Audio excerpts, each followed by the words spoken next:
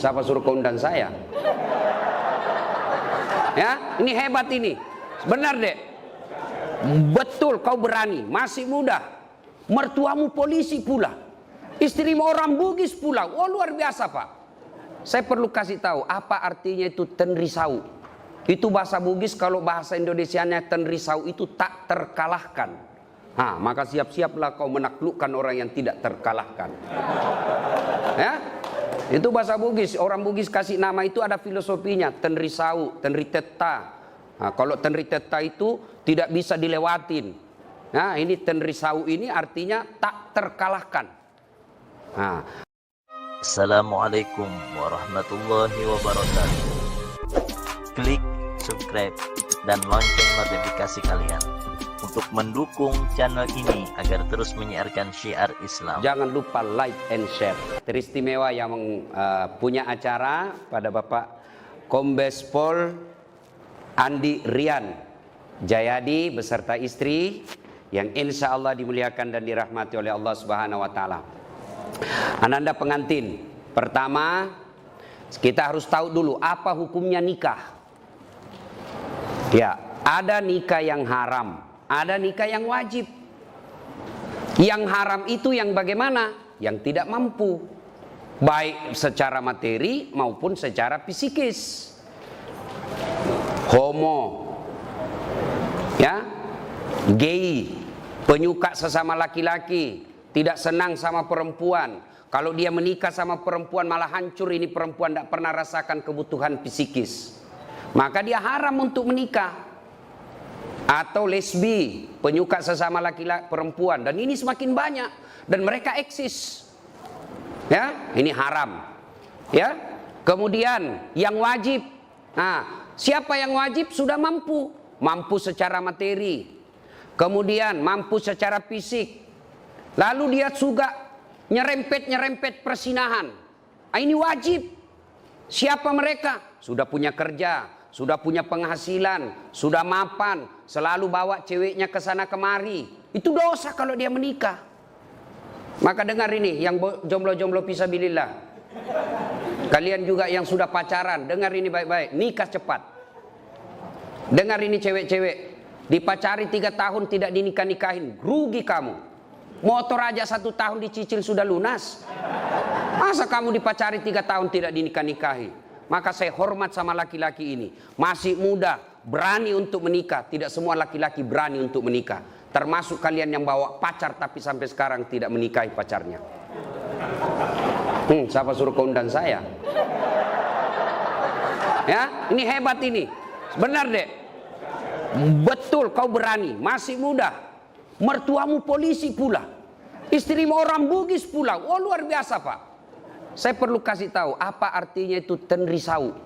Itu bahasa Bugis, kalau bahasa Indonesianya tenrisau itu tak terkalahkan. Maka siap-siaplah kau menaklukkan orang yang tidak terkalahkan. Ya, itu bahasa Bugis. Orang Bugis kasih nama itu ada filosofinya. Tenrisau, tenriteta. Kalau tenriteta itu tidak bisa dilewatin. Ini tenrisau ini artinya tak terkalahkan. Ya, itu yang pertama, lurus, itu hukum menikah. Yang kedua yang perlu kita paham untuk nasihat kita, luruskan niat. Nikah itu jangan macam-macam niatnya. Niat apa? Melaksanakan syariat Islam. Niat apa? Mengikuti sunnah Nabi. Karena Nabi katakan siapa yang sudah mampu lalu dia tidak mau menikah, falaisa minni, bukan bagian dari umatku. Dengar ini baik-baik. Ya, maka luruskan niat. Menikah itu kata Nabi, nikahi seseorang karena 4 hal. Ya, ini bagi adik-adik yang belum mau menikah lagi pusing cari jodoh. Kata Nabi, nikahi seseorang karena 1, kalau kau laki-laki, nikahilah dia karena kecantikannya. Perlu cantik. Kenapa? Dia 24 jam di depanmu. Kau pulang kerja, ya ada lagi dia. Kau mau tidur, dia lagi di depanmu. Kau mau makan, ya ada lagi dia. Kalau dia jelek, cepat bosan. Akhirnya ganti casing. Tapi cantik ini penting, tapi tidak boleh prioritas. Kenapa? Cantik ada batasnya. Apalagi zaman sekarang. Cantik betul di medsos, ternyata kamera 360. Cantik itu penting, tapi tidak boleh prioritas. Kenapa? Sweet sepenting, 20 tahun cantik, tapi 70 tahun tidak cantik lagi. Maka kalau motif utamamu cantik, maka akan pudar cintamu. Alhamdulillah istrimu cantik, bos. Alhamdulillah. Ya, 2. Kata Nabi, nikahilah dia karena kekayaannya. Islam tidak dilarang mencari orang kaya, tapi yang dilarang materialistik. Apa itu materialistik? Menghalalkan segala cara untuk mendapatkannya. Beda agama, karena banyak uangnya dia pilih, itu namanya materialistik. Tapi cari orang kaya tidak dilarang. Tapi jangan sampai kau tidak menikah karena kau takut miskin. Tidak ada orang setelah menikah semakin miskin. Kenapa? Logika Qur'annya, satu manusia ada rezekinya. Satu manusia ada rezekinya. 1 tambah 1 pasti 2. Maka nikahlah. Jangan kau pernah menolak pernikahan karena kau tidak merasa tidak mampu. Saya miskin. Maka kau akan miskin selama-lamanya. Karena Allah jelaskan, ana inda sonni abdi bi. Saya tergantung sangkanya hambaku. Kalau saya sangka, kalau dia sangka telah makin kaya setelah menikah, saya kasih kaya kau. Maka hakul yakin, cari yang kaya. Tapi adek, jadilah laki-laki yang terhormat. Jangan kau gantungkan hidupmu sama mertuamu. Jangan kau pikir hartanya mertuamu. Jangan, kau akan menjadi laki-laki hina. Berdiri tegak dengan kepala terhormat karena kau hidup di telapak kakimu sendiri. Itu laki-laki. Yang ketiga, kata Nabi, nikahilah seseorang karena keturunannya. Boleh cari keturunan baik-baik, tapi tidak boleh prioritas. Kenapa? Ada orang bapaknya Nabi, anaknya pengkhianat. Siapa? Nabi Nuh. Ada orang bapaknya pengkhianat, anaknya Nabi Ibrahim alaihissalam. Maka penting cari keturunan baik-baik, tapi tidak boleh jadi prioritas.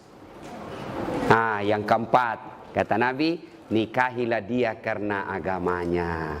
Ini yang prioritas. Ya, kata mahasiswa saya, Ustadz, kenapa agama nomor 4? Mestinya dia nomor 1. Saya bilang jangan salah paham dek. Hadis itu agama nomor 4, tapi dia tidak titik di situ, dia koma. Lalu ada stressingnya, utamakan agamanya karena dengan agama kau akan mendapat 4-4-nya. Ada orang cantik, akhlaknya kesurupan. Ada kaya, tapi otaknya beleng-beleng. Ada lagi cerdas tapi mukanya hancur. Tapi untuk mendapat perempuan yang komplit, paripurna, dia cantik, dia anak keturunan baik-baik, kaya, bagus agamanya, 10-100 cewek belum tentu ada 1. Kalau ada tunjukkan saya juga masih mau. Iya kan? Maka utamakan agama. Karena agama, mukanya yang tidak cantik akan baik dengan akhlaknya yang mulia. Kekayaannya terbatas, tapi kaya akhlaknya, maka orang dia puji. Orang memujinya.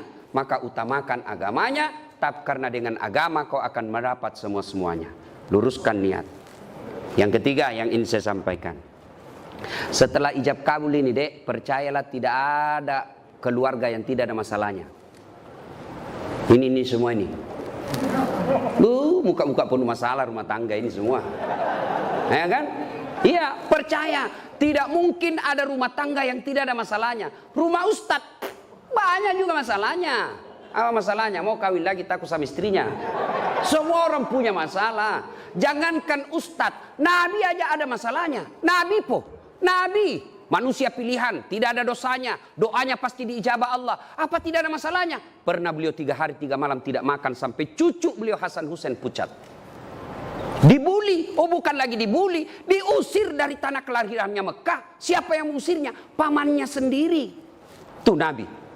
Bahkan pernah dalam kesetiaan rumah tangga, beliau pernah difitnah, Aisyah selingkuh. Itu rumah tangga Nabi, apalagi rumah tangga milenial. Pasti banyak masalah. Saya kasih kau contoh. Sebelum kau nikahi ini adik, apa masalahmu? Diterima ndak ya? Diterima ndak ya? Diterima ndak?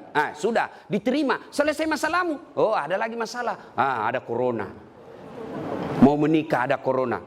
Ya, selesai menikah seperti ini, apa selesai masalah? Muncul masalah baru, mau punya rumah. Sudah punya rumah, selesai masalah, mau punya anak. Tidak ada orang tidak ada masalah. Saya kasih lagi contoh. Istri cantik, kau kira bukan masalah? Istri cantik digoda orang. Apalagi kalau suaminya jelek. Lebih masalah lagi tuh bos. Untung ini pasangan sama gagah dan cantik, klop. Berarti bagus kalau jelek istri, Ustaz. Istri jelek dihina orang. Kita lagi yang malu jalan sama dia. Pergi pesta pengantin duluan aja dek, nanti saya menyusul. Sampai istrinya, bang di mana kau bang? Nggak jadi saya mencret. Coba, istri cantik masalah, istri jelek masalah. Tidak ada orang tidak ada masalahnya. Lalu ada yang bilang sama saya, Ustaz, bahagia benar rumah tangganya itu Ustaz. Kenapa aku bilang bahagia? Tahu Facebooknya, foto-fotonya di Instagram, di WhatsApp bahagia, peluk-pelukan. Saya bilang, beleng-beleng itu kalau foto baku tangkar dia pergi share di Facebooknya. Masa orang bertengkar lalu dia share di Facebooknya? Itu dongok namanya itu. Pasti yang romantis. Saya itu bisa membaca psikologinya orang yang bisa baru bertengkar. Selama ini tidak pernah ada foto istrinya di medsosnya. Tiba-tiba tampil dengan mesra. Biasanya habis selesai selingkuh itu suaminya. Maka dia pasang lagi seperti itu. Hati-hati. Saya juga diprotes sama keluarga. Kenapa itu kau saya lihat tidak pernah itu wallpapermu istrimu. Tidak pernah saya lihat kau bawa-bawa foto istrimu di dompet. Saya bilang untuk apa? Nah saya sudah hafal mukanya. Orang yang tidak hafal muka istrinya itu harus lihat fotonya tiap hari. Jadi ibu-ibu yang selalu dipajang fotonya di medsos jangan terlalu percaya diri. Bisa jadi suami sudah mulai lupa muka istri. Ya, percaya deh, tidak ada keluarga yang tidak ada masalah. Nah sekarang apa sumber masalah keluarga? Ini dulu dideteksi. Satu, sakwa sangka. Apa itu sakwa sangka? Sangka buruk. Telepon suami, kok tidak dijawab? Mulai gelisah. Sangka baik. Telepon suami tidak ada jawaban. Berarti suamiku lagi sholat duha di kantor. Telepon 1 jam berikutnya tidak dijawab. Lagi menghadap komandan. Telepon tidak dijawab. Sholat jamaah di masjid. Tiba-tiba sore WhatsApp teman kita masuk. Saya lihat suamimu bonceng cewek cantik betul. Berarti suamiku nge-grab. Sangka baik. Saya serius ini, ya, sangka baik. Ya, begitu ada temanmu kasih ke informasi, jangan langsung sangka buruk, sangka baik. Tidak semua teman kita itu niatnya baik. Jangankan orang lain, sepupu belum tentu baik. Jangankan sepupu, saudara belum tentu baik informasi dia kasih kita. Bisa jadi dengki. Siapa contohnya? Yusuf alaihissalam.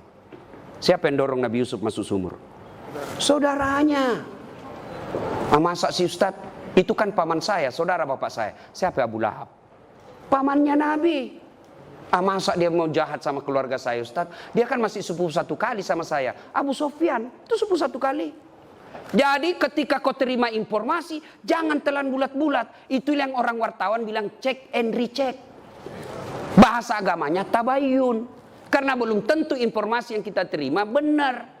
Betul dia bonceng cewek, ternyata yang dibonceng itu adalah orang yang mogok motornya dan dia perlu pertolongan baik-baik.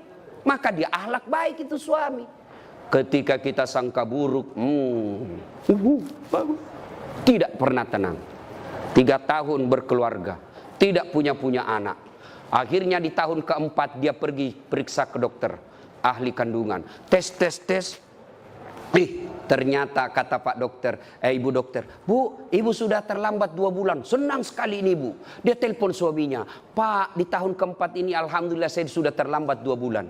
Kata suaminya, alhamdulillah. Dia sujud syukur. Tapi Bu, tolong ya, ini rahasia berdua. Jangan kau cerita-cerita. Baik Pak, ini rahasia berdua. Beberapa hari kemudian datang petugas PLN. Assalamualaikum. Waalaikumsalam. Siapa ya Pak? PLN. Kenapa Pak? Ibu terlambat 2 bulan. Kenapa bisa dia tahu ini? Pasti suamiku lagi yang cerita. Mulai buruk sangka. Datang suaminya cari nafkah. Capek, kepanasan, kena macet. Setengah mati pakai masker. Sana terancam corona di luar. Lalu baru datang. Assalamualaikum. Apa assalamualaikum? Assalamualaikum. Pembohong memang kamu. Apalagi pembohong. Kenapa itu PLN dia tahu saya terlambat 2 bulan? Pasti kau yang cerita. Bukan demi Allah. Siapa PLN tahu? Saya tidak tahu. Kenapa PLN tahu saya terlambat 2 bulan? Dia datanglah ke PLN ini. Suaminya juga marah-marah. Ada apa kau tahu istriku terlambat 2 bulan? Ini Pak ada catatannya. Untuk apa kau catat-catat? Hapus itu. Boleh dihapus Pak, tapi Bapak bayar dulu. Kalau saya tidak mau bayar, ya terpaksa punyanya Bapak diputus. Kalau punya aku diputus, apa dia pakai istri saya di rumah? Ya terpaksa pakai lilin. Ah, ini akibat sangka buruk. Ya, maka sangka baik. Semakin berkeliaran sangka buruk dalam rumah tangga dan hatimu, hakul yakin kau tidak akan pernah abadi berumah tangga. Ya? 2, penyebab masalah dalam rumah tangga, bohong. Berapa banyak rumah tangga berantakan gara-gara bohong. Bohong sekali, akhirnya apa? Menutupi kebenaran 99. Maka jangan pernah bohong, lebih baik jujur. Saya kalau ditanya sama istriku, kenapa kau bohong? Saya sayang kau, jadi saya bohong. Saya tidak mau lukai perasaan. Tapi akhirnya Allah takdirkan kau tahu apa boleh buat. Maafkan saya sayangku. Kau tetap menjadi ratu dalam istana hatiku. Oh, senang sudah itu. Ya, perempuan itu dipuji, disanjung. Jangan selalu dibohongi. Ya? Nah itu, kalau kau mau punya rumah tangga bahagia, jujurlah. Dan berawal dari jujur itu sampaikan saja. Dan kita juga putri cewek, jangan paranoid. Telepon, di mana kau? Saya di kantor. Di mana kau? Di kantor. Coba video call. Itu yang membuat kita kadang-kala cepat mati. Ya, ya. Satu, ya. Yang keempat, ya.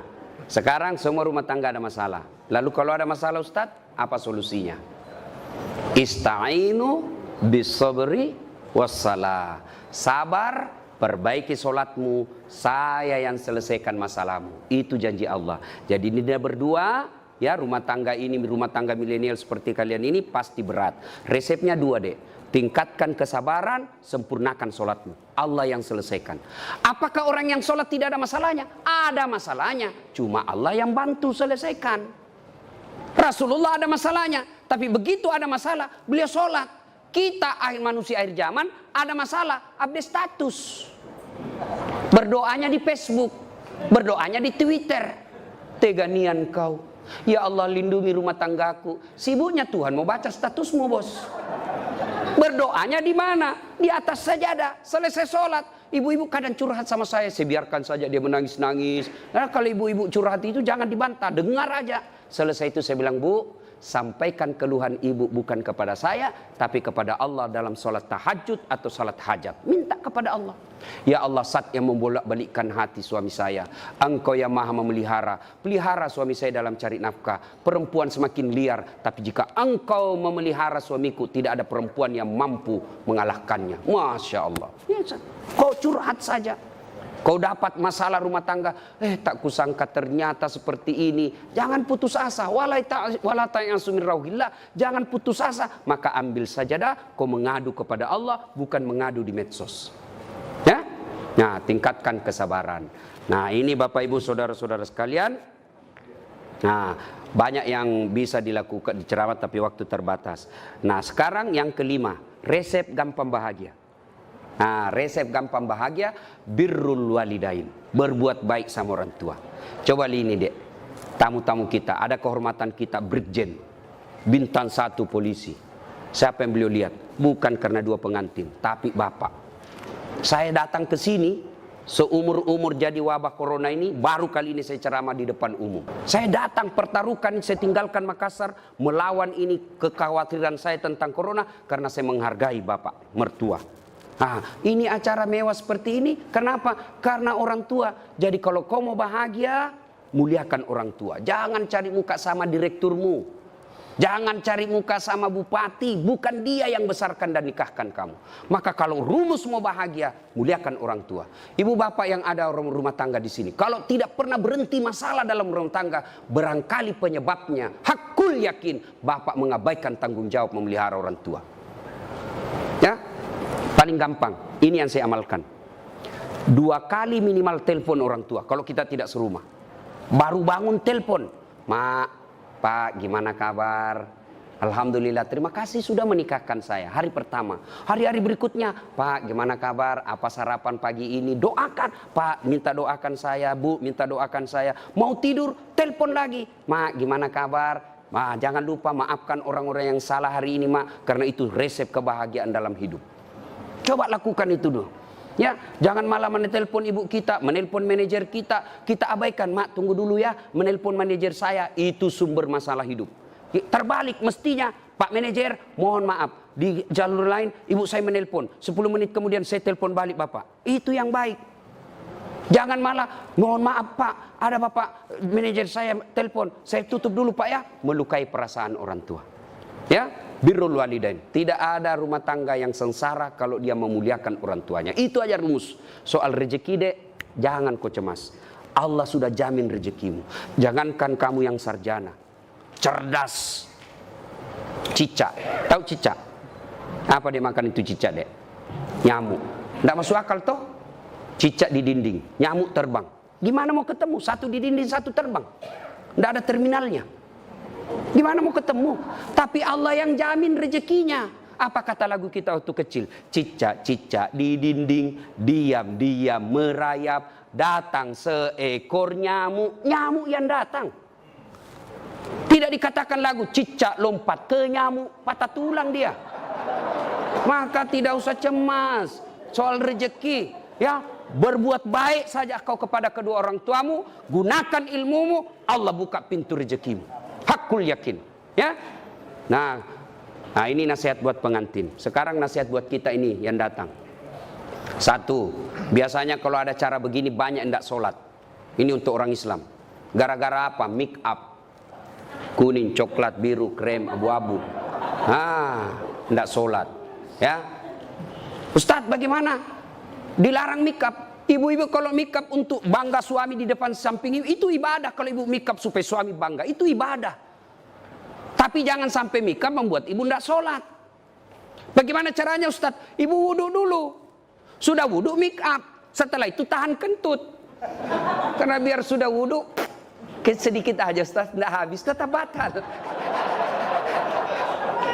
Ya. Apalagi yang membuat perempuan banyak tidak sholat. Apalagi nih anunya, apa namanya ini, jilbab yang selalu saya istilahkan jilbab sakaratil maut. 3 lapis dikasih miring sedikit, ada kayak pohon-pohon di belakang. Ya. Saya biasa lihat itu, saya bilang, belen-belen. Dia pakailah yang sempit, baju sempit, jalan setengah mati fating dulu deh dong. Coba kalau longgar, kan gak enak jalan ya. Tiba waktu sholat, hayalah sholat. Kata suaminya, bu, kau pergi sholat. Saya sudah umrohkan kamu 2 kali. Ini sudah mau asar, kau belum sholat. Apa kata sini? Sadar kau pak. Saya sadar ini, saya suruh kau sholat. Kau tidak lihat ini jilbabku, 1 jam dipakai ini. Ya, itu ya.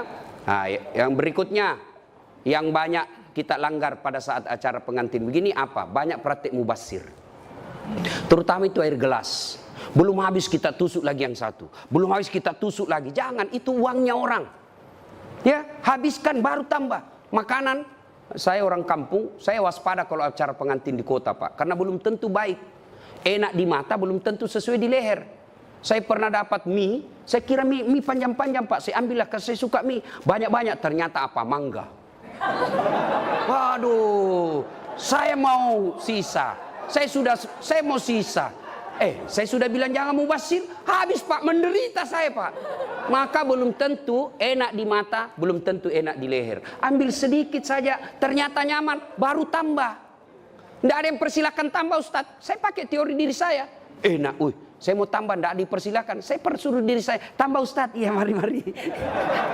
Ya, sudah ya. Ketiga, biasanya kalau acara pengantin begini banyak yang pulang bawa dosa. Kenapa pulang bawa dosa? Datang mencela acaranya orang. Tidak enak makanannya, kayak basi. Padahal membungkus. Dan selalu saya istilahkan ibu-ibu Columbus. Tahu ibu-ibu Columbus? Kelompok ibu-ibu pembungkus. Ya. Kemudian, ya. Sudah terakhir. Karena waktu terbatas ya. Ada yang saya lupa. Ini dek ya, Gley, besok kamu bertengkar sama istri, jangan gampang bilang talak. Itu tidak boleh dipermainkan itu kata talak. Selama masih kau niat untuk sehidup semati dengan istrimu, marah bagaimanapun, jangan ucapkan talak. Tidak boleh dipermainkan ini. Sama tadi akad nikah. Tidak boleh saya wakili kamu, saya terima nikahnya. Jadi meskipun saya main-main. Tidak boleh dipermainkan kata talak. Jadi besok-besok kamu marah, istrimu marah, bawa saya pulang ke orang tuaku. Baiklah, saya ke rumah mertuaku. Jangan gampang bilang talak. Saya talak kamu, jatuh talak satu. Talak satu itu artinya masih boleh campur. Sama-sama malam rindu, campur halal. Tapi kau bertengkar, saya talak kamu. Keluar rumah kau banting pintumu, saya talak kamu. Jatuh talak dua. Tidak boleh campur tanpa nikah ulang. Kalau kau campur tidak nikah ulang, maka sama hukumnya kau berzina. Saya talak kamu. Keluar dari rumah dia banting pintu, saya talak kamu. Naik di motor, saya talak betul kamu. Jatuh talak tiga. Artinya harus cerai dulu, pisah, menunggu masa iddah tiga kali haid. Lalu setelah itu menikah istrinya dengan laki-laki lain. Lalu dia cerai, nunggu lagi masa iddah, baru boleh nikah kembali. Hati-hati. Jadi jangan gampang bilang talak. Bagaimana kalau istri kita bilang talaka, talaka, talaka, talaka, talaka, talaka.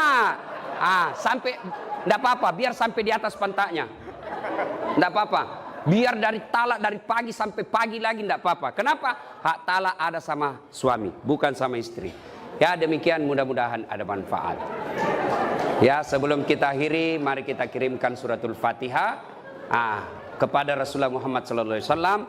Khasiat dan keutamanya kita ikhlaskan kepada keluarga kita, anak kita, adik kita yang menikah hari ini. Mari kita kirimkan suratul Fatihah. Mudah-mudahan suratul Fatihah itu Allah berkahi rumah tangganya, dunia dan akhirat. Dan bukan cuma di dunia bahagia, juga nanti di akhirat dikumpulkan bersama keluarga besar beliau. Ila hadratin Nabi Mustafa Muhammad SAW.